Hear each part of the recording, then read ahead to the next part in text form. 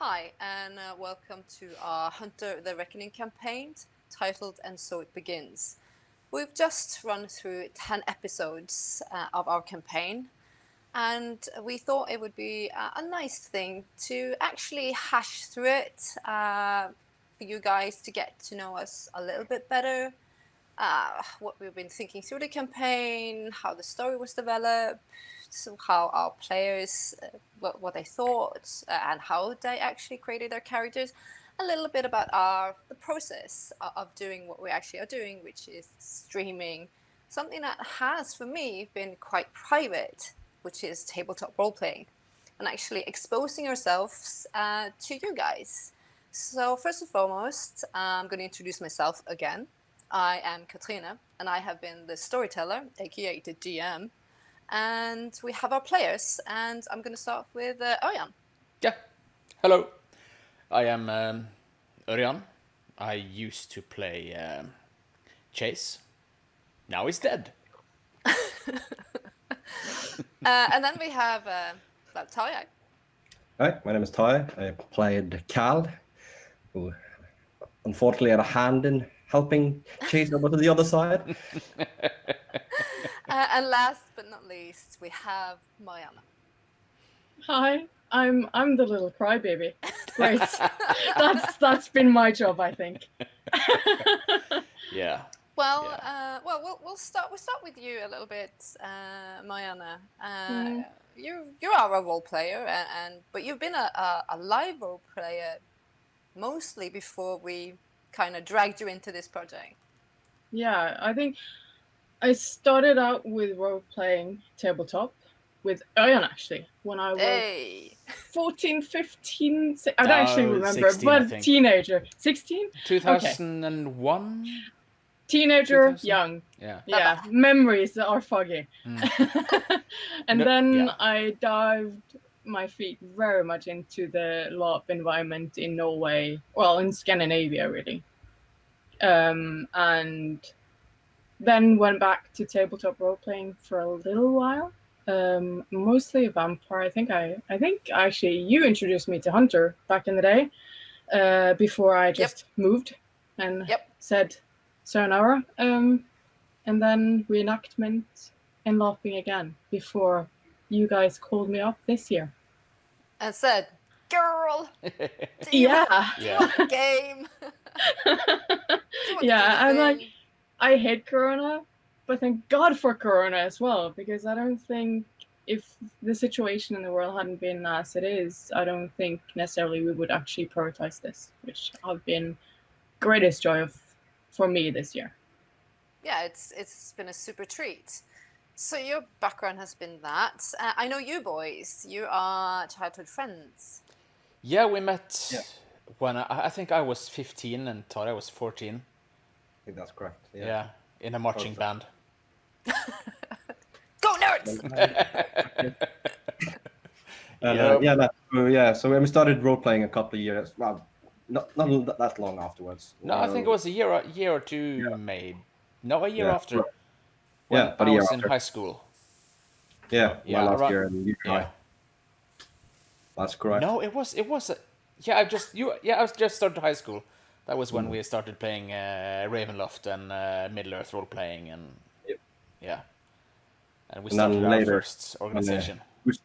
Later, when I was students, when I actually met Katrina, actually through role playing. Yep. Through Hunter, actually, with you as a GM. Yeah, because I used to work in a gaming store. That's almost 20 years ago. Yeah, it was. Yeah, when I started working, it was the place to be in Bergen. And obviously, all of you guys know that English is not our first language, and we do the best we can to communicate. No. So please forgive us for mispronunciation and our grammatic hiccups. We do the best we can with what we have. At least we try. So yeah. And so forgive us for the dices and other grammatical foobars. Foobars, indeed. So this has been a project that me and Örjan been touching a bit upon when we had our talks. It's been it spun out of Örjan's chaotic mind.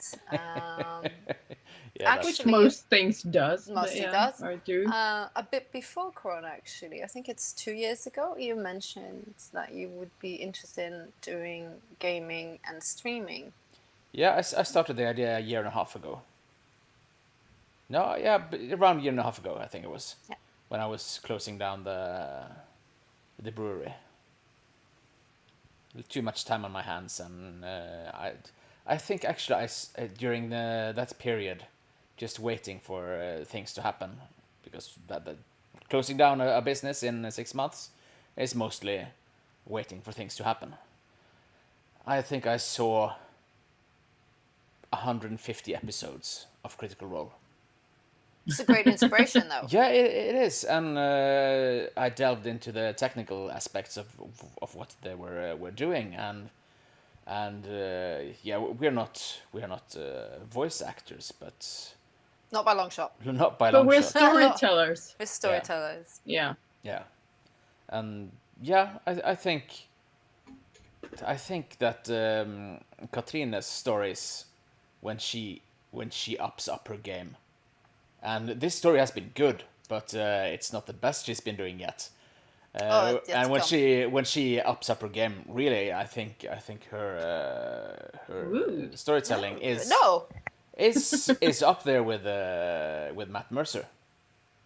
Oh my gosh. Oh well, yeah, you're making me blush. I think that's when you said you wanted to do Hunter as the first introduction to us as streamers, as players. Yeah, because that's where we gamers. come from. That's where we come from, but it's also a very old game. It's 20 years old, and it's been my adaptation of the world and the setting and the rules set. And for other Hunter GMs or Hunter players, it might seem different, but I think that's with all games, really. You approach it from yourself, from your inspiration for what you think a good story should be, and you use the setting or the rules as just guidelines to tell the stories that you find fascinating. But this campaign was different because I haven't done an end game in 10 sessions. No, super intense. I usually played, like, my Hunter campaigns spanned years. A minimum of a year, usually, with a team.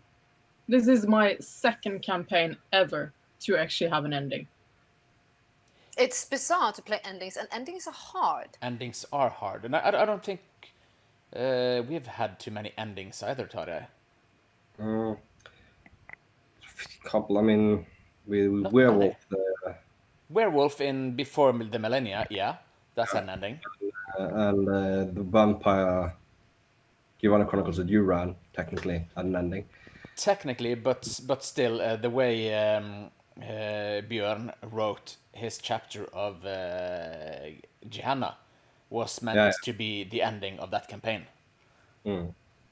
So then in that, only like intentionally short runs. I mean, like 1 session or stuff like that. Not that many campaigns that have. Of course, we played a couple of campaigns, but there really hasn't been any sort of end. No, it just fizzles out. Yeah, it's sort of worked like that. Those you leave it. those are the worst. When Yeah, just 'cause they life don't- ruins everything and you just lose contact. That's I hate You stories don't- that yeah. don't end. Yeah, you don't get the finale, the honor due to story told. Yeah. It's just left in the dust and fizzles out, and that's sad. But I'm thinking then, because it was quite a challenge for me then to think, how is a story arc going to function in such a compact timeline? But I also put that responsibility on you players when it came to character creation. So, Tarjei, how did you approach that when you were going to create Cal? Well, having had experience with playing Visionary in Hunter before, as well, fully knowing the emotional savagery. Punching bag. Generally, it's. I mean, playing a Visionary, I find it interesting because, and I find it interesting playing a Visionary that probably wouldn't be the traditional Visionary, if you understand. Like, pick a character that's not the knowledgeable scholar type, but rather someone who has been, for obscure reason, picked out by fate or powers that be to fill this role, and how he struggles with it. And So I personally very much like, especially getting voices in your head, being told this bombarded with information at all different times, and not always knowing exactly what's real, what's not, because if someone's talking to you, is it a vision that's coming on? So it's very much creating someone whose mind is a bit fractured, it's a bit fragmented in that sense. It's a bit of a Quite Lovecraftian. yeah, Yeah. in that kind of sense, yeah. And towards being tying together a finishing story, then it's pretty much been the trying to, should I say, sift through the information and retell it in a bit. So with some intentional omissions and mistakes to make it interesting. Of course. Because it's a vision, it's generally you can't really care, and I don't think anyone would be able to retell it or act on it completely 100% in the way it's given. So it opens up a lot of ways to tackle the problem and to go after the challenges ahead. Yeah, and I would say to play a visionary, because a storyteller, the way I tell it, I use visionaries as a tool and a bit of almost a responsibility of relaying the mystery or the extra information. It's laid directly upon a visionary's shoulder, and it's up to that character to then give that life with the other players. And what's your tip then if somebody would like to try such a character? Well, as always, really create a character you find interesting to play, that challenge you a bit and challenges the role a bit. Because if it's just going to be someone who easily interprets this, and it's going to be, it's more interesting when there's a bit of a challenge involved. I think it's more to play on. So more for the GM to attack as well. Can throw curveballs and put you at odds and sort of manipulate the story instead of just being a way of driving it forward to where one can go. You can also sort of push people in directions you want them to go, but it's not necessarily the right one either. I mean, it's a monkey wrench in a way. Yeah. And then try to keep it fresh in ways like you did at some time by having things happen in visions that are not supposed to happen, that are like breaking the rules and creating a sense of mystery, because I think that's important in missions as well. It's not supposed to be a clear, detailed, here's everything you need to know manual. There has to be some sort of mystery and some sort of knot for players to solve and to untie and and I think if the characters and the players are flexible, I think it's up to the storyteller also to be flexible. If you decided on a vision to give a character and you see that the vision is not gonna go in the direction you need, change it, do something else. You have absolute freedom as a storyteller. You're God in the world, do as you please. And they can also say whatever they want to say. They don't have to tell the players what they're actually hearing or seeing. They can lie their ass off. Yeah, because it's like the mirror of Galadriel. It's things that have been, things that can become, and things that will never happen. No, it's a tool you can use if you need to push your characters in a specific direction, but it also gives it flavor to see maybe they're gonna come up with something hell of a lot more interesting than I could create in my mind. If you guys' interpretations was much more interesting than what I was thinking, hell, I'm gonna go with that in a split second. Go with the best choice always. Yeah, of course. Yeah. Don't write fight. It's an ebb and flow. It's liquid. It moves. You can shape it as you please. It's not set in stone. At least that's not how we play. We play very reactionary, and we play really a lot with mind's eye theater in mind. It's supposed to be painting scenes and painting pictures.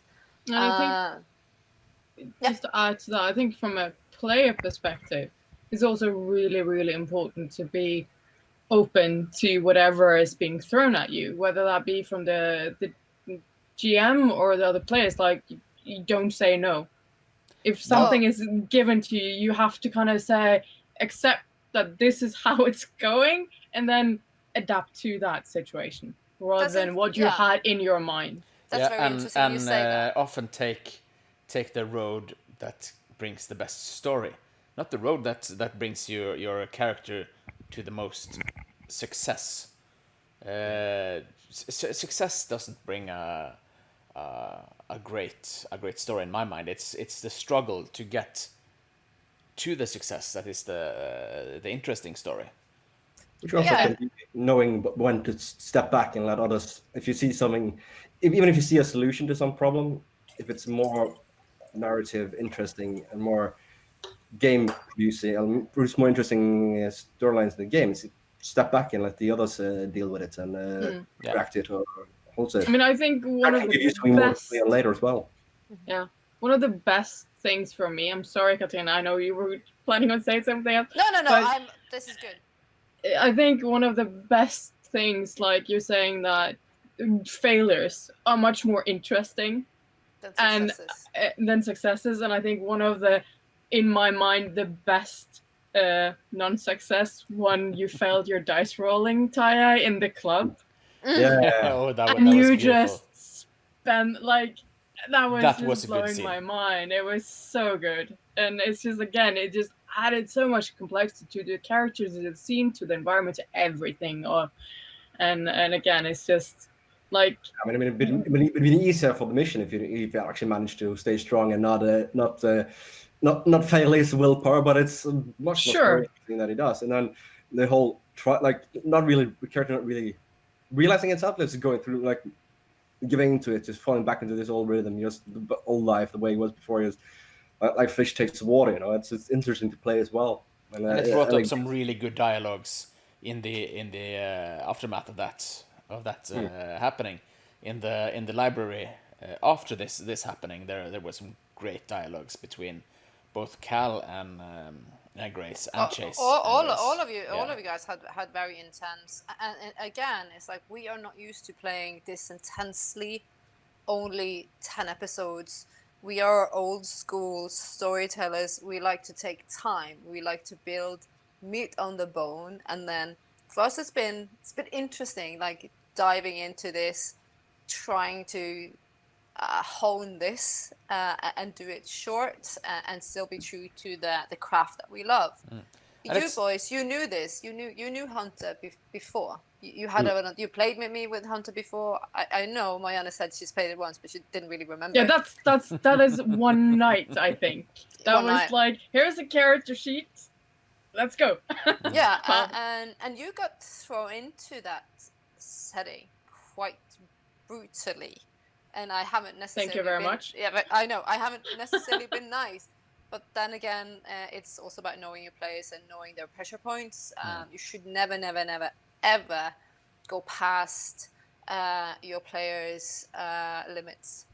Consent is key. Consent is key. Be It very is. mindful and talk. If you're going to play like this, if you're going to play hard emotions and very story-driven, very character-driven, have a talk with your players. Ask them if there's a topic they're uncomfortable with. Is there scenes they would preferably not to happen to them? Be mindful. Be careful. Because then they might be put in a situation that's triggering, and you definitely don't want to go past anyone's limits. But Unless they ask for it. And unless they ask for this, and Marianne, you said go. Yeah. I think I thrive like on weird situations where I don't necessarily like. I like to push boundaries, my own boundaries, and everyone around me. So I think because I've been like from theater to like live role playing, that is kind of what drives me. Are those raw emotions and very kind of, I would say maybe it's sometimes over the top, but still like emotionally driven. That's kind of what gets me. That's my my thing, I guess, with role playing. I like to have, like, as an adult, we live quite kind of simple lives. I'm not a vampire or a hunter or an angel or whatever. Like I don't live in a fancy world. I live in a building with 4 walls and a yard. Like it's so for me to be able to experience something that I would never get to see or live out except through films, movie, and games. That gets me. Really, like I love trying to do something that I never have and experience feelings that I might never have, or even boost feelings that you've tipped your toes in but not necessarily gone through with. Okay, I'm gonna give you one more question to that, because you are, if you watched most of the episode, you will see she's not afraid of being emotional, which I love, and I'm horrible like that. I will usually wear somebody down until I get them there. If they're stone cold, I will still get you. But with Marianne, it's easy. It's just give her like, oh, there, look at that. She's like, oh, I'm in it. What is your, like, what would you be your tips, the do's and don'ts of wanting to be more vulnerable emotionally as a player? What tips or advice could you give? I think, regardless of situations, maybe they're very far removed from my life or my experiences, there will always be something in those situations that I can piggyback to my own life. Whether that has been a dream or a thought or a feeling connected to something that's happened. And I think that's a lot of what I'm pulling on are my own experiences. And I think if you wanna no, I would not call it brave. I might actually call it stupid. If you want to dive into that pool with me, I think it's just like trying to like see maybe not yourself, but if you connected to the character, as Taya talked about, like how you make a character that you think is interesting, that you connect with, and then try and take those micro moments and enhance them, like I don't know, in here. I think that's what I'm doing. Like every time you're like throwing something at me, I'm constantly like, if I'm not, I'm usually very in the moment. Yeah. I The mind kind of shut out. Like I think that's why I cried so much the last episode, because you were talking about carving up, like you were carving up Chase. Cal was carving up Chase, and I knew that would be the most horrific thing that Cal could experience, but also Chase. And I just like, those were my dads in a way. So again, relating that back to family and my experiences with family. And death and all of that. So I'm constantly using, and that is why I'm saying it might be stupid, because you don't necessarily know where your own limit is. Yeah.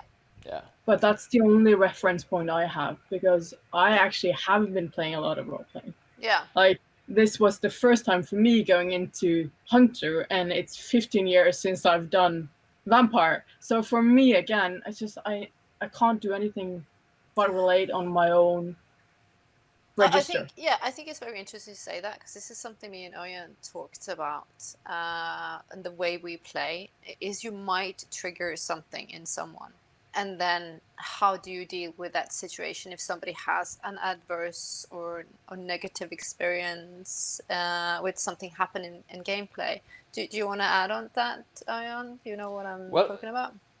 Yeah, and you don't know how to react until you get there, and the triggers don't necessarily have to be negative for the game. You just have to be aware of them, both as a player and as a storyteller. Of course, there can be triggers that triggers actions in the game that will be completely out of character. And I think that in some situations like that, then you just have to take a time out. And in that point, I think it's also a good idea to sometimes rewind and maybe take that scene again. Because that's completely allowed. That is absolutely completely allowed. Nothing is set in stone. Nothing is canon until you decide it's canon. Yeah. And I mean, it's your story. Yeah, it is. Yeah, or our story. Yeah, it's our collective story. Yeah. And for somebody else to say, or if for us to say, no, we just have to do it like this. You did that in that scene, and that's how it is. I believe in doing whatever you have to do to get the story the way you want it, or to have fun playing the stories Oh, you want. most important is absolutely fun, and I do appreciate that most of my plays are a bit of masochists. Yeah, but Yeah, man. also these moments in role playing can be good because you learn about your own triggers or your own Very true. traumas in some cases firsthand and in a safe environment with your friends.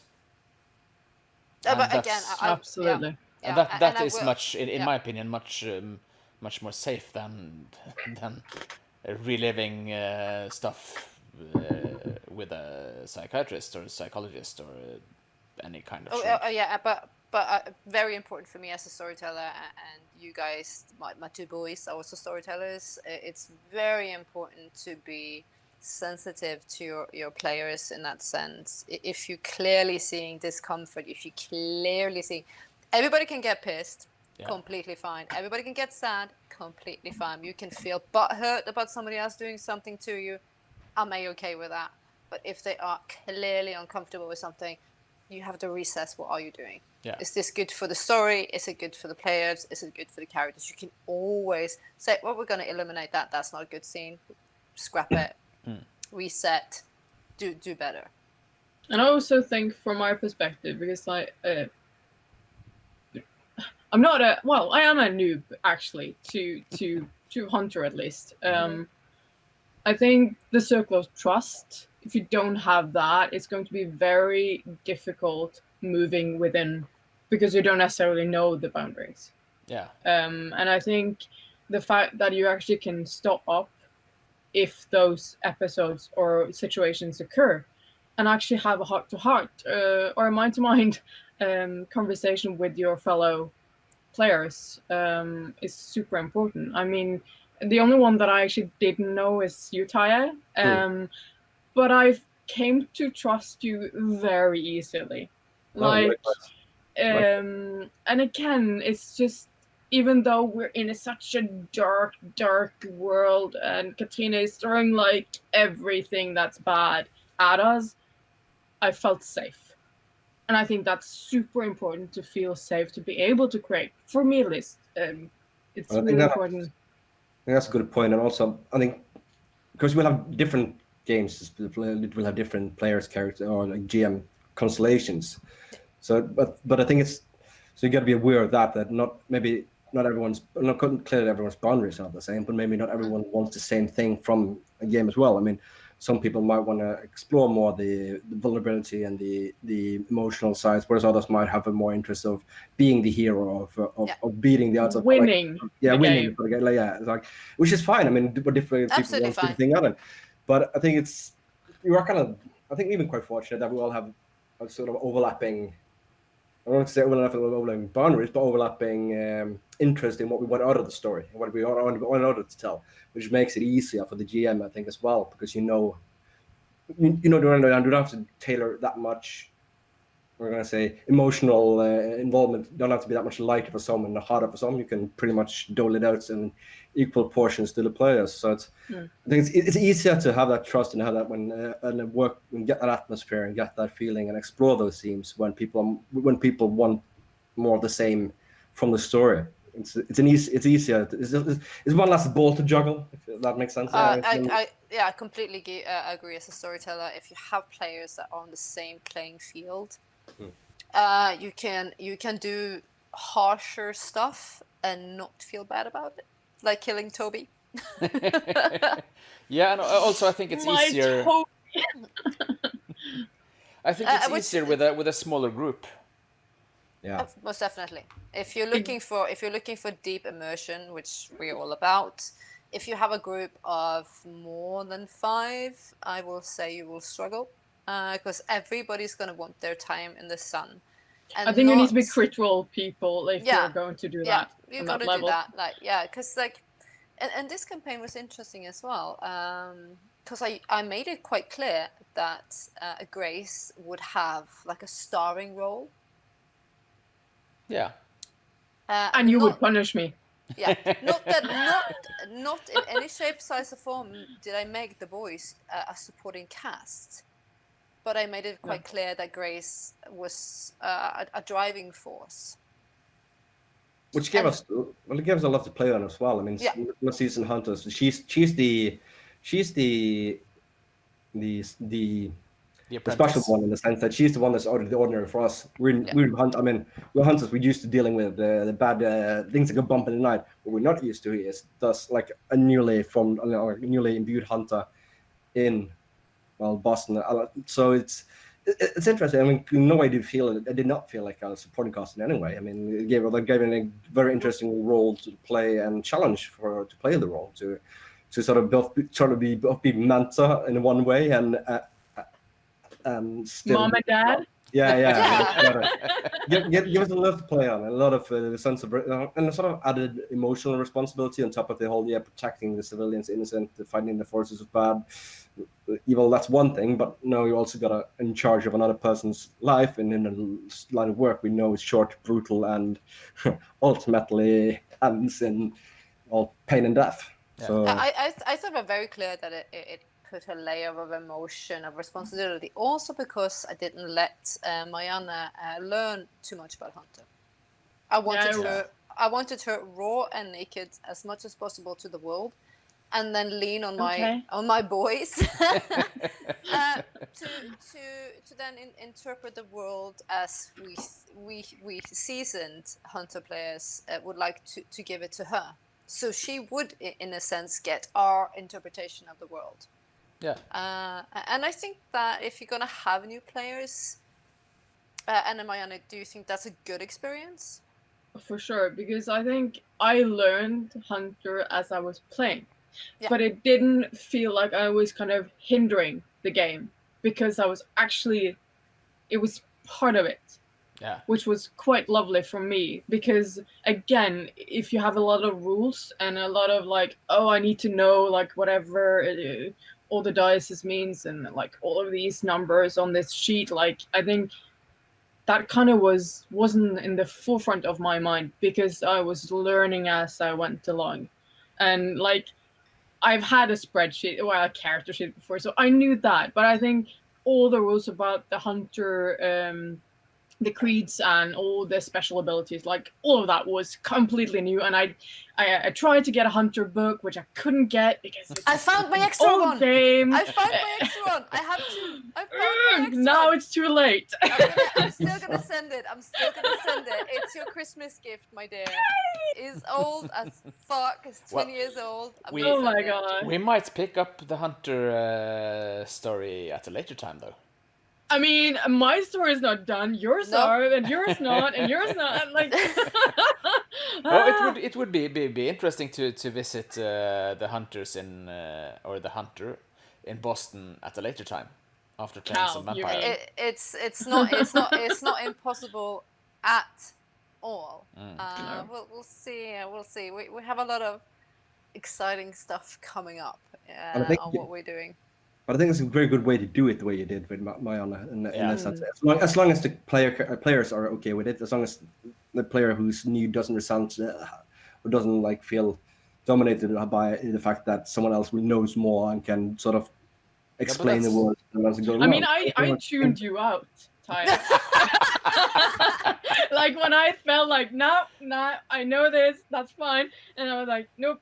That's visionary and Tae. I know that it was a little bit of both, but I think I was really what I was most afraid was the age of my character being so far from my own, and I think that was my biggest fear. But I thought that was also most fitting to the story, and also the fact of being completely new. I think it gave flavor. Yeah. And it's just. But that's an interesting point you actually bring up there, Marianne, again, and I'm going to ask Arian that question. Again, it's something I touched on with Taya and the Visionary. Characters and age and gender. Like gender bending or going very high up and down in age. And as in your case, you had the dead wife. Yeah. Bringing in an established thing. Yeah. How easy is that? Is it easy to be flexible? Is it not easy to be flexible? How do you approach it? Well, I have tried gender bending once.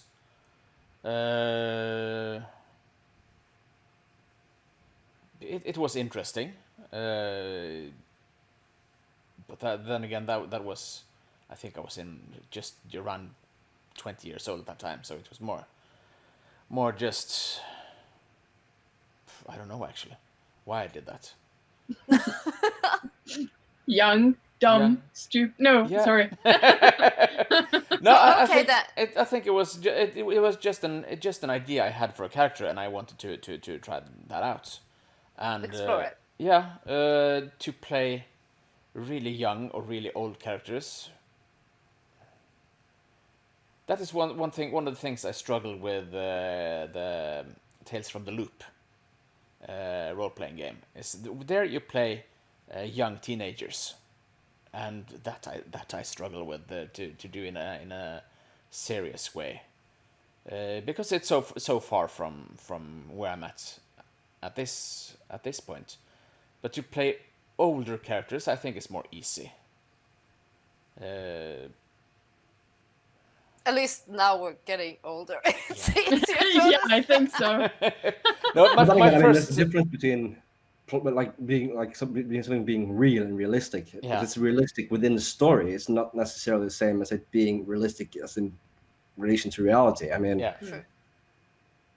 there's sort of, if you could feel like I mean, you could easily write teenage characters that are by no way realistic teenage characters, but will work within the concept of the story. Yeah. So, but it's harder, no doubt about that.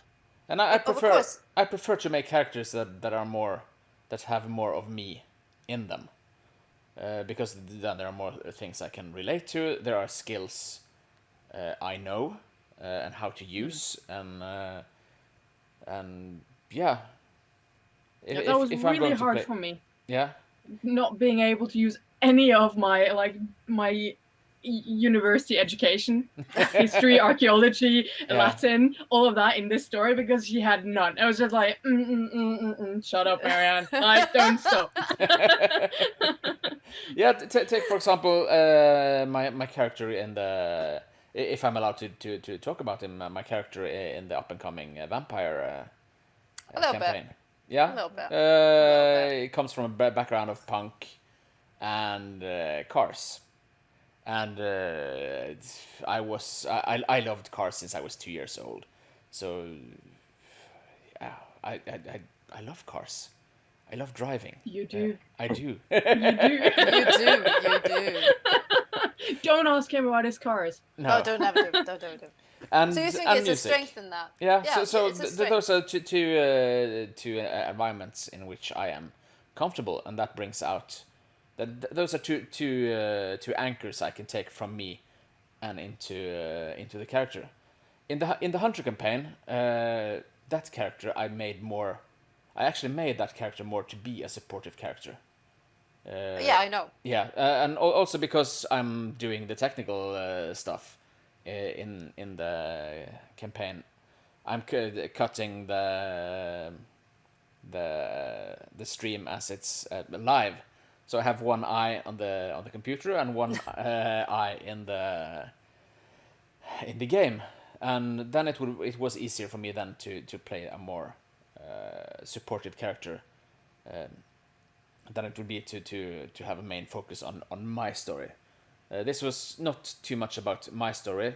My story here was the end. It was him having a sort of to choose of saying goodbye to his wife forever or joining her. And he was really really clear that saying goodbye was not an option. He was embracing passing on to the next life, because he was Yeah, he he knew chose he there chose- was something on the other side. he chose a forever state with her. Yeah.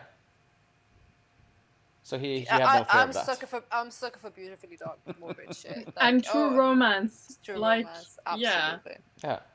Absolutely. And she played not a minor role, but that character was never well developed in any way. She was just actually just a voice in his head. So But Which Okay, I think you, Katrina, beautifully kind of embraced and brought to the screen as well. yeah, It was a really tender relationship, Thank you, from my thank point you. of view, between Thank the you. two characters. yeah, That's the thing for me as a storyteller is whatever your characters give to you is the whole the playing ball, the leaning in, yeah, trying the shoe on, see if it fits, figuring out how that works. Like your player has said, I like this. All right, don't ignore it. Lean into it, see if it works. Obviously, if it's not giving the story anything super interesting, or the character in the end of the day is not that into it, you can phase it out. But try it on. It's like we're given a few things in the beginning of any story. The story will always be very basic because you only have the character sheet and you have the concept and you have the stage, and the stage doesn't really come alive before your characters move around and break shit. It takes a little bit of time also Takes to time, get takes time. into that, even Yeah. though it's very close to your own character persona interests. It will still always be like, what kind of voice does this character have in this story in relation to these characters? And I would say that's also like one of the I'm still, every time you turn on a new character, Katrina, it kind of baffles me. It's like, oh shit, it's so different from the other one. And it's Aw. just, again, it just gives this complexity and layering Aw. of the story, and drives the characters in whatever way they need to go. I appreciate that. It's also difficult. Again, you have you're female. You have a female voice. It's very difficult to be a very scary, bully badass.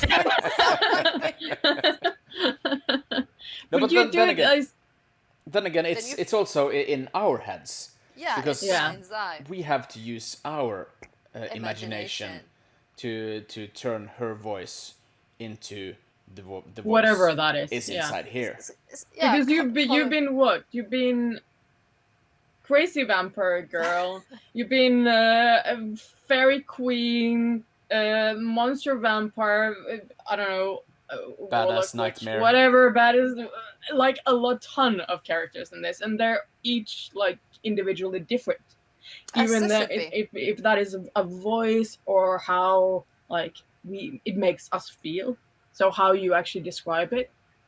So I am curious, and I'm sure the viewers are curious, like, how do you do that? Like, where do you start, and how do you make your gallery of NPCs, let's call them, or whatever one?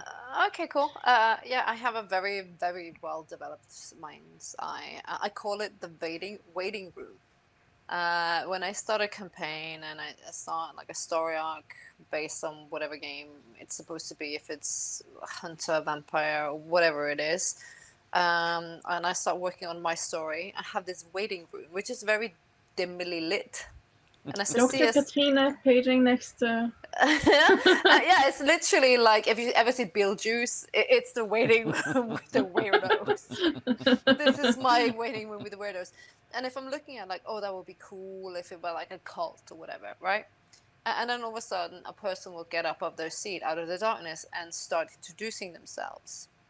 And I actually have like almost like an interview with them. And then from being just a clay white figure, they get sideburns. Maybe they get a limp. Maybe they are dressed strange. All of a sudden, oh, but I have a sister that's secret because, you know, my family's blah, blah, blah. And then all of a sudden they start telling them, and all of a sudden maybe they give me a name. They give me half a name. They give me a nickname. And that's how I work with NPCs. I let the story and the world talk to me, and my players and how their characters are like, how they create them, to tell me, what does this world need? I want them to be fleshy. I want meat on the bone. But I also think it's super important to be flexible to the world. If an NPC is shit, they don't like him, he can die or she can die. Even good, even good ones should die if the story demands it. If the players are going that direction, don't be afraid of doing the big dramatics of ending a good NPC, because it will give the story much more great importance. And here is something we disagree on. storytelling wise. I believe that there should always be a chance of the player characters also dying. I do agree, but it takes a lot for me. Yeah. Because I think I that do- that brings I- that bring yeah. another nerve to the game and the way I you do play not. the I game. do not. I do not disagree at all with you, Anna. I will kill a player character if needs be, but I will not do it willy nilly because I think it's very unfair to the investment of the player to the story. It needs to be. It can't be. Oh, the gun cocked and explodes in your face. Well, that's how you died. That's not the way we want to tell the story. If the death is going to be there, either the character has willingly or unwillingly put himself in such a bad situation, it's going to happen regardless. Or it's based in the storyline somehow. But when you are handling explosives and you roll and you botch with 5 once. Well, I've like, you can cripple someone. It's not fine. It's not. Have you ever seen the film Boxing Helena? I was like, no arms and no legs. It's a pretty shitty situation to be in. Like, you're gonna have like Yes. 3 hunters dragging you around like in your box. What the vision? that also, Vision's gonna cleave with your nose. What the fuck are you gonna do? It's shit. But also brings up the question of when are actually dice rolls needed. I mean, Oh, Yeah. rolling for every single action is by no means a good way to No. run a game, and also Yeah. it's just going to guarantee that sooner or later you're going to fail spectacular at some bullshit routine Yeah. thing, and some completely idiotic thing is going to happen. So, by minimizing rolling dice to one thing when it matters, when actually there's a need for an element of randomness or putting something on the line to create tension, there's a big difference there from. I mean, to a potential player deaths involving something like that, and just because you strictly adherently holds to the rules, and also of course how much you as a storyteller throw after the player characters and the players. I mean, I thought we were 2 that were dead in the end of last episode, so it's her prerogative. But would you keep? I have a question. Like, if let's say in an imaginable world we actually had a community that were engaged, because like I want feedback. I want people to ask questions, to have thoughts and feelings about the characters that we have, because I think this is such an amazing world and such an amazing story or stories. If say this audience loved a character so much, would you consider keeping it even though you wanted to kill them off? no. Yeah, but I think also Okay. that a character and NPC death can bring so much into the story afterwards, Yeah, because yeah, that's trauma. If a character, trauma. if a player character dies, then it's a trauma for the group. It's a trauma for the NPC. It brings that too can bring a lot of play into motion by doing that. And I'm asking because I was listening to a podcast today, Ah. Dungeons and Daddies. It's a hilarious podcast about daddies and Dungeons and Dragons. Yeah, sure.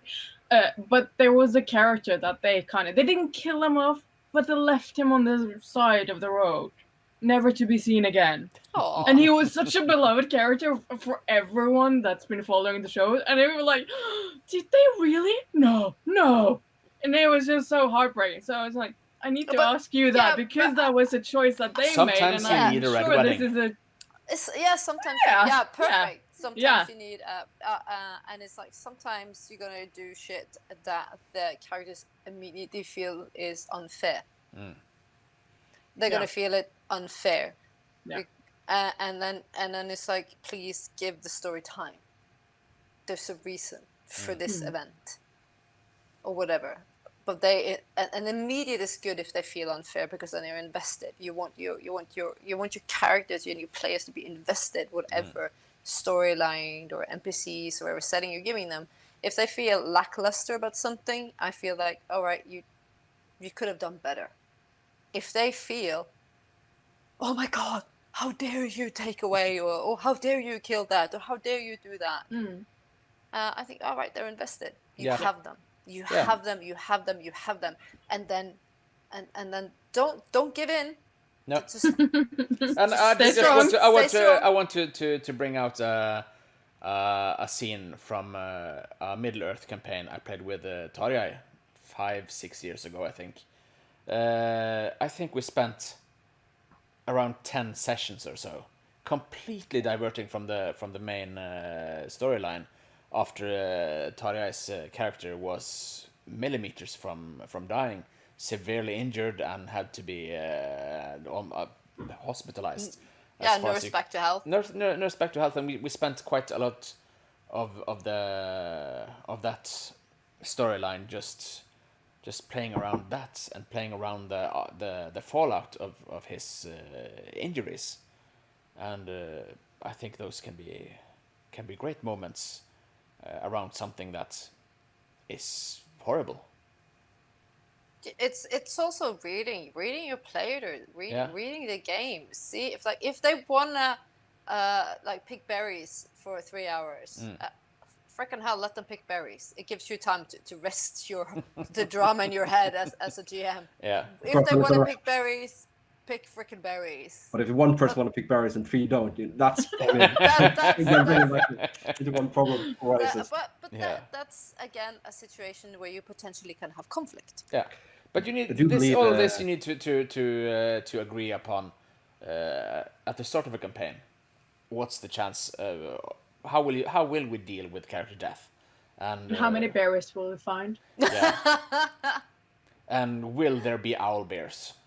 You never. And will you have your multiplucker? No, Norwegian multiplucker. Mm-hmm. Get that blueberry. I'm sorry, I don't know what that is in don't know. any other language. Multiplucker. Cloudberry Alright. picker. Oh god, I forgot. We're just gonna have a really quick break because we've already been at it for an hour, but we're not done. When we return, well, at least I am gonna question the players about their favorite scenes or if there's any regrets. We'll see. We'll be back in just a few.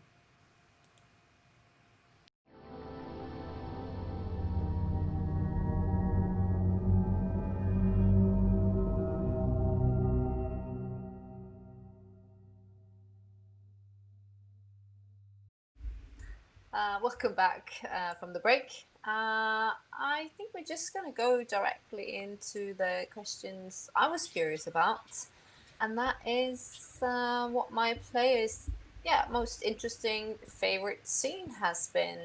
We can start with you, Tarjei. Okay, yeah, not interesting. Oh, well, what's been so many? It's going to be hard to pick one. And I think I'm going to differentiate between scenes that like I enjoyed playing versus scenes I enjoyed experiencing, in the sense that things happening. All in general, all through, I've quite enjoyed the banter that Cal have had with Chase. There's sort of like there's some way of using humor to keep the horror of their situation at bay. But I think the most interesting for me scenes to play has been one where it's been engaging with Grace. And of course, the whole when he went to, the whole scene when Cal vents to Chase about the unfairness of what he perceives to be the future, what Visions told him that Was that the scene where we were both crying? And Cal's going to die, and he's terribly beyond. That scene is brilliant. It's But, brilliant. That is my hands down. Sorry, it's not my time, but that is my favorite scene. Without a doubt. That was great fun to be able to pour that, just to use the Vision in his role as visionary to sort of explode that kind of character-driven emotion was great fun. But as in playing the character, I think because Grace was early on the one in the scene in the alley.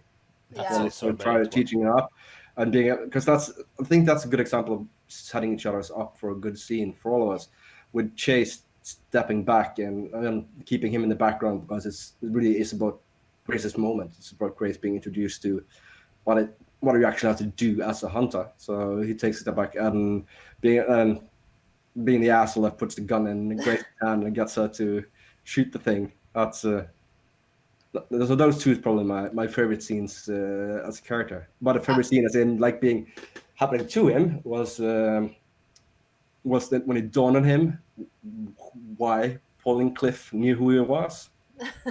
Because after being freaked out by meeting her in the library and That sort of was like, so much shit, fun. this is bad, and then realizing why this entity had that knowledge and the way on it, that was really like did not see that one coming at all. I was, I love getting hoodwinked by stuff like that. That's a great experience of a character just catching him completely unawares and realizing that it's actually such a simple and logical and natural explanation to it, but that's completely coming out of the blue for the player character. And those are the moments being for GMs to slide like throw you those kind of curveballs. I love it having that experience because I also know it also sort of cement how much work the GM has put into making the world come alive. That there's actually are stuff out there that happens and goes on when you're not there and the players are not there, and that what they have done or not done actually have in some way impacted the world, which they are not in something clearly conscious of, and that will some.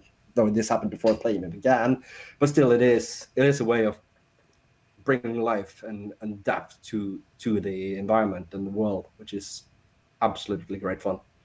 I think that's, yeah, and thanks for that. I think that's super important to, again, listen to your players, look at the characters they've made, and be patient. Find little nuggets. Don't blow your load in the first scene. Give them time and let them have that revelation. Give them little cues, and then when it dawns on them, the world will feel incredibly much richer. As you said, Tai, then the world expands beyond what you just played. All of a sudden, then Cal has a history. It's very evident in that moment, and I'm glad you appreciate it because that's little tidbits I find fun, and that's the storyteller nerd inside me likes to. That's what I say. 10 episodes for me is horrible because I like to spend time. Give me 6 months and then I'll fuck you up. Still, I can do it in 10 episodes, but give me 6 months. I'll fuck you up. Proper fuck. Jesus, if we did this for 6 months, what the hell would you have done to me? Fuck. No, then in 6 months, then your roommate he would have died after 5, and we would have had a proper introduction to him. Build him up as a really good friend. Yeah. He would probably have a good love story. Oh yeah, for sure. All right. Well then, since you're talking. Yeah, I do that sometimes. Yes, you do. So your scenes, memorable, interesting, favorites. I think Taya put it very nice with what he liked to view and liked to play. I think the first scene that was really captivating was the one in the alley. That was a brilliant scene. That was just brutal, and learn by doing. That was a good scene. It's horrible. It's horrible, yeah. Here, have a gun, shoot that thing. Do it now. But also the banter between him and Grace. He kept a lot from her, a lot, and she. You were the only one. And when she picked up on that, those confrontations there were really, really good. Can I interject there for a second? Because this is something some storytellers or players are nervous about. Yeah. Is when players let their characters actually have conflict with another player. Like if they're mad and they have an argument, let them resolve it. Don't immediately try to play nice and like no, we're not going to spend time bickering, because you might have a very interesting outcome if it's not just you're shit, go fuck yourself. If it's actually emotionally.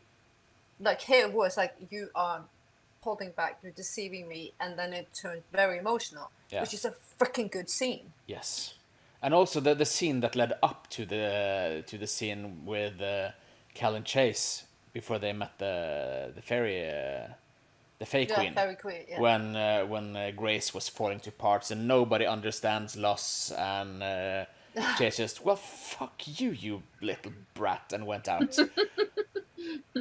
Really, really, really angry. I mean, these are characters, Yeah. and those situations make them whole, in my Yes. mind.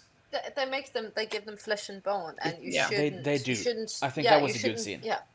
It was you a good. shouldn't stop that. Yeah, but the scene I liked playing was the end scene. That was that was something I had built up to since I wrote the character.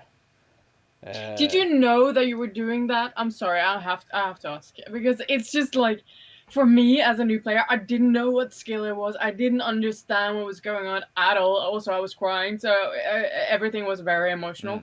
But I was just like, what is he doing? And then you started to explain. I was like, no, Yeah. no, and I still don't know about the power. So for me as a viewer, and Yeah, we didn't explain the power in. no, you didn't. much You didn't at that mention it time. once. Yeah. And there's also a reason why I've left the last episode a little in the dark. It's because this world is not finished. No. I would like any viewers to understand that if they feel like there was a lot of stuff not explained, there's a very good reason for that. Because there's coming another campaign, and it's in the same world, and Of course this it is. has something to do with that. So I wanted high drama, and who doesn't want high drama? Yeah. But I wanted some mystery. It's very Cthulhu-esque. Give them a little, but don't give them all. Yeah, but as I was saying with that scene, I knew that Katrina was having this was an end scene, and I made my character in such a way that I knew that he would die in the last battle or in the last confrontation or something leading up to that.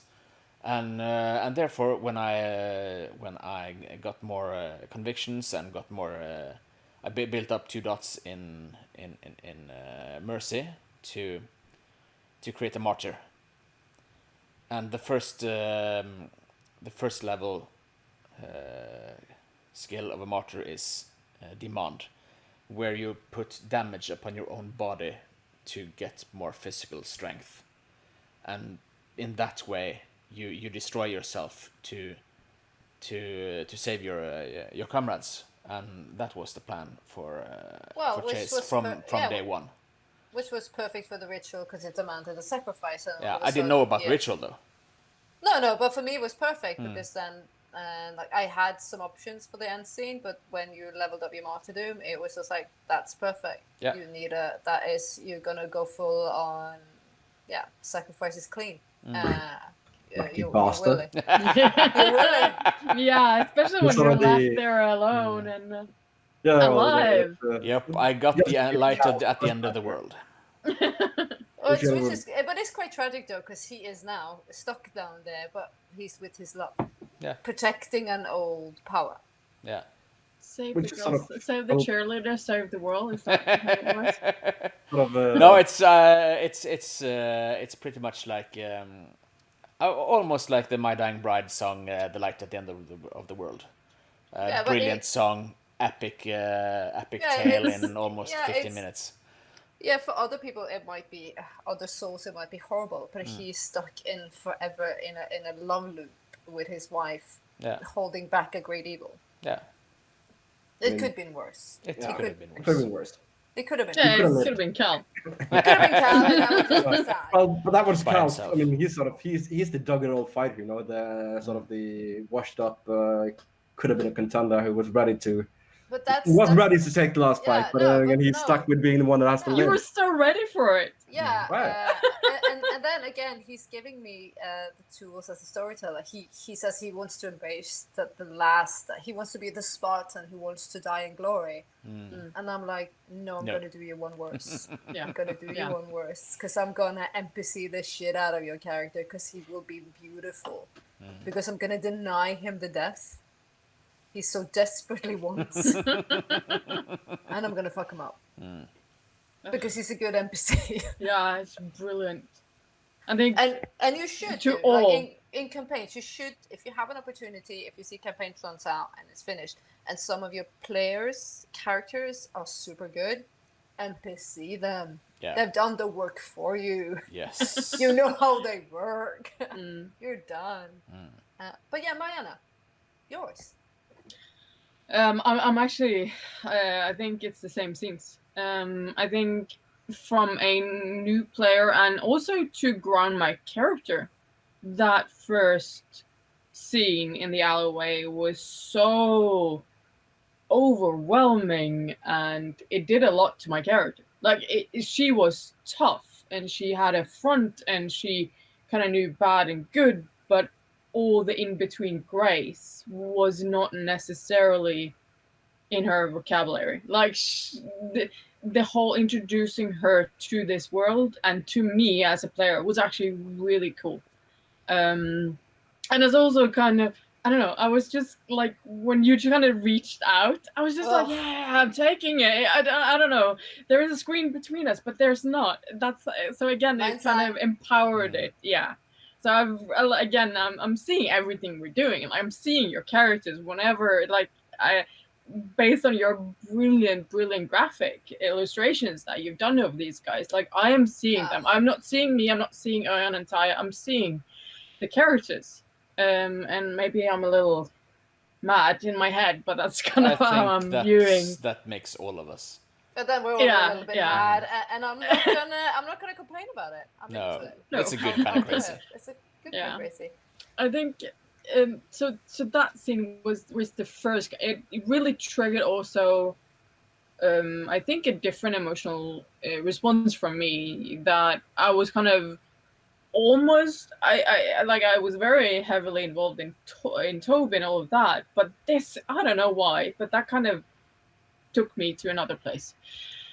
So that scene and the scene after the argument with Chase, going into the very, very emotional scene with Cal, like hitting the garbage can and just kind of them two hashing it out. That also for me as a viewer, was so heavy, and maybe because I was playing Grace, so everything that you were saying, I was just like, I was just feeding on it. It was just like, give me more. It And was that's really why good. I kept the cameras on you two as well, so it just wasn't us two in the moment, because I wanted the viewers to see your reactions to because to this. both of us two, we were like sobbing, not last episode sobbing, but still sobbing. No, and that doesn't happen a whole hell of a lot. And for me as well, I have to say that's one I've of my. cried a lot more Yeah. than I Yeah. thought I would. That was one of my most intense scenes as a storyteller to view. And I had a few of them. But the reason why is because I didn't see it coming. Usually I have a finger in the pot stirring, and I know like now it's gonna get emotional because I've put the pawns in the right position on the board. I'm like, yes, let's fuck some shit up and let's cry. Yeah. Taya did the right thing as a player character. He did, because he was like, I've given all this stuff, I've been given all this emotion, and now it's a perfect. He read the scene, he read the room, and it was right. It was the right moment to do it. Yeah. And I was like, quite oh my natural. God, I couldn't have written it better myself. It was like, shit, he's gonna go there, and he did it. Yeah. And then I was like, oh my God, I'm gonna cry then about it. Yeah. It felt quite natural because of, particularly because of the fight that Chase and Grace had, because he saw the unfairness. What he saw that Chase couldn't. I mean, he understood that Grace didn't really mean it to hurt Chase, but he saw that Chase couldn't only contain that unfairness, that he's been injustice he suffered, and the loss he suffered, being trivialized, and even though he understood as a young girl who had a hell of a lot to happen in a really short time. So everyone found a good way to sort of defuse the situation by taking him outside, getting him inside, following him inside, and then just sort of, shift the whole to show that he gets it. He's got the same sort of, emotional qualms. I also one scene, but that was just because it felt very superhero-esque as Hunter can be, because you can play it like that as well. And that's when that poor vampire, when you had Trixie with you in the car and you all powered up so hardcore. Yeah. Yeah. I thought that was a He was very, humiliated. very. It was very cool. Like, because hunters are in many ways very unsung superheroes, and you got to see very evident what they can do when they are like on full vigor, Yeah. and the scary powers that actually hunters have.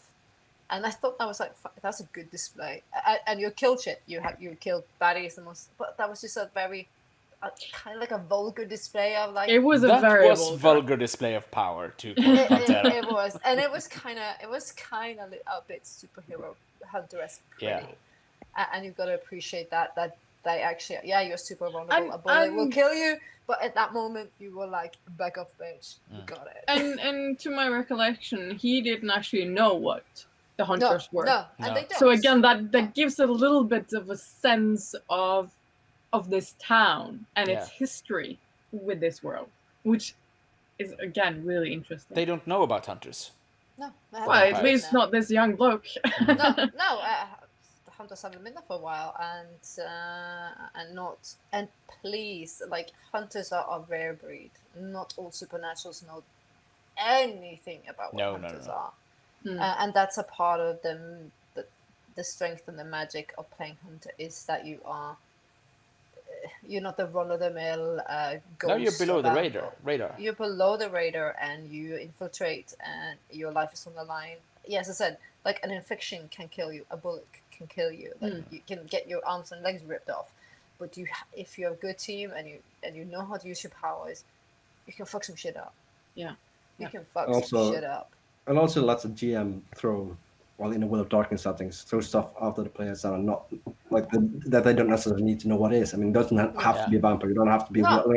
You can actually you can play around with supernatural entities that really Oh. don't exist and sort of put curveballs at You the do player. it. You can, And I mean, first room, the no whole room. and the whole lucky thing, because I remember how much in the beginning, because I felt like my character needed a friend Yeah. out on the street. So a dog was kind of a natural kind of element to bring in. But then I was like thinking, oh my god, this is so bad for the role play, because what are we going to do with a dog? And so the whole martial bit was amazing. Like the whole bringing in this character that we don't know anything about, that but still has this very paternal kind of, at least for Grace, like he had a very paternal kind of he gave Interesting. her that feels like Well, familiarity and that she hadn't had except with these two guys. So Yeah. there was like from going from a very, as I said in the beginning, black and white character to having all these emotions connected to these old guys was really weird. Like and I had like individual scenes with all three, very different, and still yeah. I like, for me, for Marianne, I love those scenes as well. I just had to throw it in there. As a storyteller tool for me, there it was very important to establish trust with your character, because they trusted each other, and the world is the world. You were the monkey wrench. I had to find a way, and they had to find a way to make you trust them and the scenario, that she would be willing to follow them down the rabbit hole, follow me down the rabbit hole. She didn't trust anyone in the beginning. No, and in the end, she was like, I will lay down my life. I trust you. I'll trust him. I'll trust this. I In trust this. quite a short time. Because Very. but we Yeah. had to. We had Yeah. to play high drama. And Yeah. please, in another campaign, when you have 6 months, a year, whatever, you can pace yourself. We did an end game campaign. It was boom, boom, boom, boom, boom, boom, boom all the time. But yeah, I'm gonna open the floor for questions, and then we're gonna in the end talk a little bit about what we're doing with the streaming. So I'm just gonna say, is any questions for the players, to me, to Your each other? favorite scenes. I know it's unfair. My favorite scenes. Yeah. I, God, gosh. I'm- Can I not? I can I not say Cal? That's fine. Yeah. But also, as I said, it's like when you guys busted out superhero powers in that short amount of just the beautiful display of how badass hunters really can be. And scary they are to the supernaturals if you know and understand them. They don't see them coming.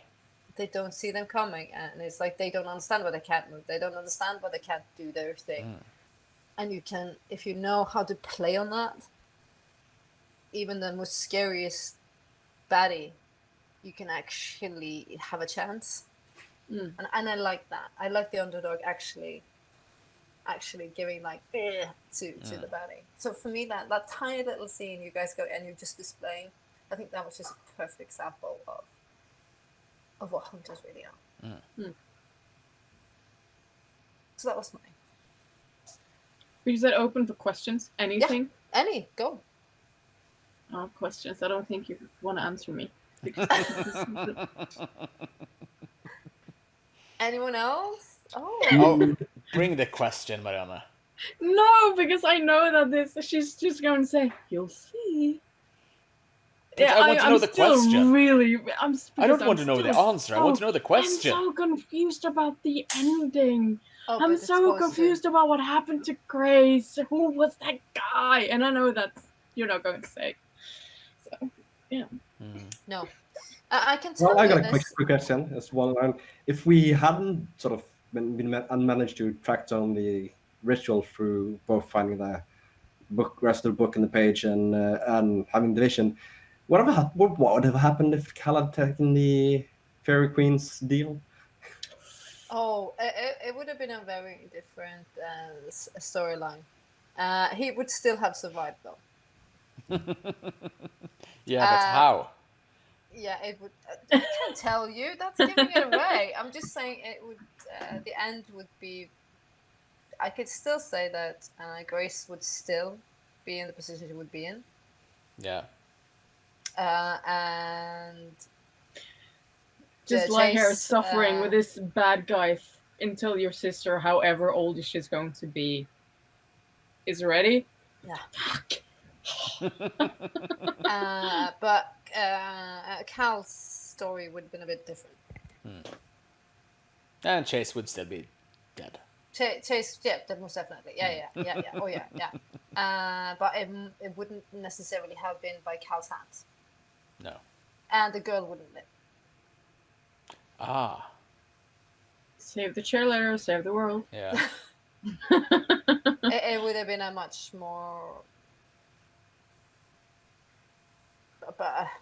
battle. The face would have been involved. Yeah. I think it's better they weren't. But Yeah. I mean- yeah.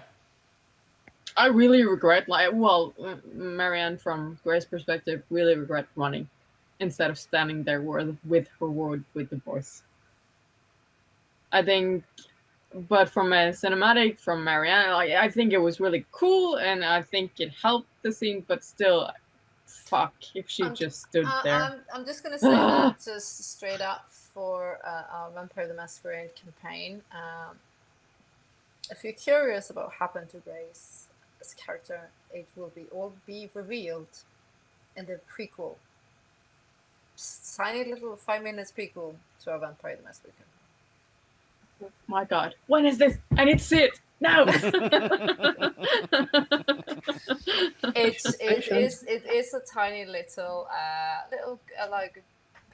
golden egg for those who actually choose to follow us to see that the world is complex. And I enjoy when my players actually make a mark and they change shit and they move pieces. And I will always honor that. If they have a better idea, if they kill an NPC, if they do the thing, the world changes. It is not static. It is not given. The story and the world would always evolve, because it's like it's a TV series in a way.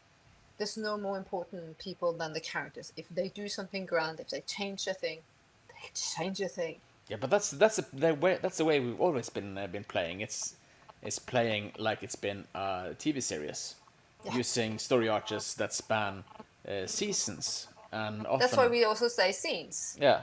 and episodes and Yeah. scenes. It's for Well, us. that's It is that.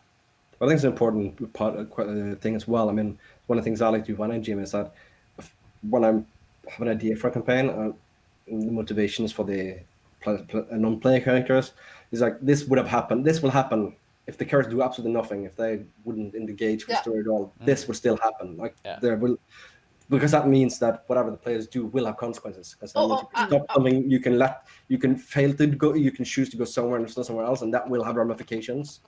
And that's how you as a storyteller, you should never ever be afraid of your players doing stuff. No. Celebrate them doing stuff. It helps you out. It gives you options. If you tunnel them, if you railroad them, you That's will the get worst thing. you will get resentment. You will get them fighting you at every corner. They will be suspicious of all your NPCs. You will not get trust. They will not lean in. I need my players to trust me, even though I'm nasty to them and take away everything they give a shit about. They kinda. I said you still have to trust me. We This trust that story's gonna be good. we trust that the story that's being told will be a great story. Yeah, and your character will have a very good story. It will. You will be a hero in one way or the other. Yeah. It might not be like pulling the sword out of the rock scenario, taking out the dragon or throwing the ring in the fucking lava pit. But it might be the tiny little victory that nobody hears about. Yeah. But it's still epic in its sense. It's this beautiful, dirty little victories that are beautiful stories, and people are gonna go about. I think that's the sweet spot. That's the pocket. That's gold. But So I mean, you set the stage, but you don't write the script. That's written by the players when they play, but you set the stage for them to be able to tell the story. And Ty, where do you think Cal's story is going? Oh yeah. Well, like the toughest thing for him, like the easy way out would be just go to the Velvet Rope and get some revenge for Toby, but he can't because he made, first of all, well, he's fucked up, but secondly, he made a very clear promise. I'm not getting revenge. Fuck. That was on her list. Promise to Grace to live. so he's got to find a way to do that. And as a hunter, you don't really survive if you keep hunting as an active hunter. So it really sort of pushes him into one particular course of action, which is essentially to try to become sort of the caretaker of the safe house in Boston. Oh, I think that's really good because he made a promise to live. He did, and I think you have a witch on your hands now. Oh, that too. Yeah. That was what she was, right? Well, I wonder if she's going to appear in the vampire part. That's what I'm saying. That there is a short introduction to vampire based on what happened in Hunter, because there's some powerful NPCs now, or interesting NPCs. What happened to Cal? What happened to the witch, the girl, Amber, as they crawl their way out? And they both, I think, have a depth to pay, or an honor to uphold for Cal at least. Definitely. And it definitely sets the stage for Vampire in Boston. I promise you that. And it also sets the stage for another Hunter campaign in Yeah, a it year or does. two. It's going to be very interesting. Lastly, but not least, streaming, this medium. What do we think? The floor is yours. Well, I mean, you want to go, Miranda? Mm-mm. Okay. Well, I've never played over stream before at all. Like always only played role playing. In the room, Face to with face in headlights. the flesh, which is still probably the way I prefer to do it. Yeah. Definitely. But I do believe that there are some advantages to this medium, and that is because I really was not self-conscious that people are going to watch me. That you overcome that quite quickly and just play for the playing part. So the camera doesn't really matter. No. But what you're always going to be have in the back of your mind that someone else is supposed to be able to watch it, which puts some constraints on the interaction between characters, but by not talking when someone else is playing, while not Yeah. spending too much time digressing, and because often can happen when you play role playing face to face is that it might be people you haven't seen for a long while, might be long since You are the- so you spend so a lot of time can go away, and you can sort of easier fall out of character. So I think the stream part is really an efficient tool to keep you in character. Oh This- yeah. this Oh, added necessity to be in character, because Yeah. otherwise it won't be interesting for the people watching. Yeah. So it's very I think it has It's very- upped up our game quite a lot. yeah, because it sort of it pushes you to be in character, to play it out instead of to narrate it out. It promotes showing, not telling. yeah. Yeah. Oh a higher gosh, degree. yeah. I so So agree. I would so love to be agree. able to take this sort of level of playing and have it face to face. Well, but of course, I think it has also a lot to do with the GM, and the storyteller, and with the who you're playing with, and Yeah, also I think so three too. people and a storyteller. It's probably easier to keep it that intense instead of having, like you said, 5 or 6 players. Yeah, as I didn't believe in this in the beginning. It's Arian that convinced me that this would be something, because I'm so, as a storyteller, I need to read the energy in the room, because I'm constantly looking at the other players when I'm doing something to see what they pick up, like the energy in the room, like the flow, like the it sounds so new age, but people give off nervous or positive or negative energy. Yeah. Mm. So as a storyteller, I try to take that all in, and because I like to play emotionally, and when you only have the screen, you have to read, and I'm so dependent of then my players daring to be in character. Yeah. We all have to lean in a different way. Oh, and you have to lean in. the so communication much has more. to be more present and to be more clear. Very much. I think it's pushing us to dare more, Yeah. not to wait for the next scene, but grab whatever thing is given to you in the moment and then run with it. I think, and you guys have been excellent with that. And also, as Tara said, to take a step back and to let other other that's the players thing. Yeah, but play, that's- because yeah. if I've noticed that then when but that is more the communication medium that we use Google Meet to record, and that is when people talk on top of each other. Yeah. One person will be more muted and the other will be more loud, and that doesn't sound that good. So you have to be quiet when the other people are doing stuff, and I think that makes us also better players. And I'm constantly talking on top of Tyre. I've done it all season long. Sorry. But and also that, and also in the way it's because you're not immediately have people in next to you, it requires more focusing on what they're saying. Yeah. So it gives you something. So it's easier to follow what the other players are doing, because you don't really have, you have to have your attention directed to that, because Yeah. suddenly the ball's going to be yours again. Whereas your mind is more free to wander when you're Yeah, face to face playing. And Yes. you can I sit in the think- book and yeah. think, but you Yeah, can easily disconnect from the story.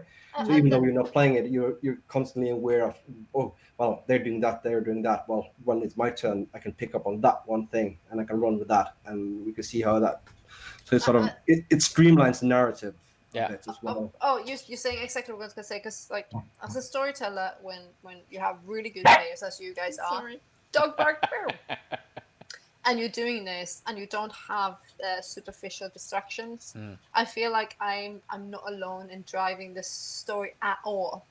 You're good players regardless. You will drive the story, but Yeah. specifically when it's this focused, you will grab and you will pay attention, and you're in it. It's very focused. And It's- one thing I really like, completely apart from that, is our stories now are documented. Oh gosh, We- they've we- never we- been. Yeah, because a tabletop role-playing game, it's art in the moment. It's like Yeah. theater. It's art in the moment. It's there, and Yeah. then it's gone. But gone. now this has been recorded, we can go back and we can enjoy the scenes again. And I mean, yeah, and I think I've watched it all, like every episode, and I never ever thought that it would be interesting to me because I was the player, I was doing this, but it's kind of been my podcast when I've been Yeah. like, I don't know, When doing I'm gardening walking the or dog, listening to whatever. Mm. And for me, yeah, like Taya, you said, there was a boundary of like coming into it because your face is there, your voice is there, all the quirkiness of your personality, and if you are so stupid to cry multiple times, it's also there, and it's going to live there forever.